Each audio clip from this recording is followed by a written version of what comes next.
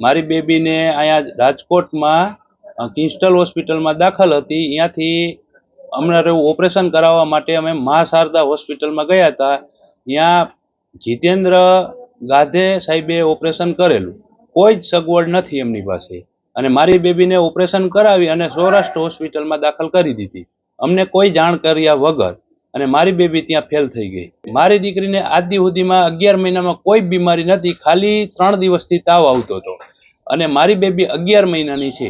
ઘટના કાલ સાંજે 6:30 થી 7ના ગાળામાં, અને અમને જાણ કરવામાં એક્સપાયર થઈ ગઈ એવી લગભગ રાતે 11 થી 12 વાગ્યાના ગાળામાં અમને કરવામાં આવી.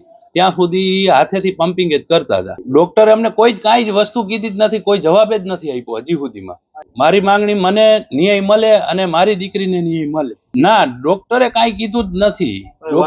ડોક્ટરની પાસે કોઈ સગવડ જ નથી, અને મારી બેબીને ઈવડા સૌરાષ્ટ્ર હોસ્પિટલે લઈ જતા હતા ત્યારે 2 સિગ્નલ બંધ હતા, અને વચમાં કોઈ વેન્ટિલેટરનો કે ઓક્સિજનની સગવડ નથી. મારી બેબીનો શ્વાસ રૂંધાઈ ગયો. મારી માંગ એવી છે કે જે મારી હારે બન્યું એ કોઈ હારે ન બને, મને ન્યાય મળે. હા, મા શારદા હોસ્પિટલની બેદરકારી, પૈસા મારી પાસેથી 42,000 રૂપિયા લીધા.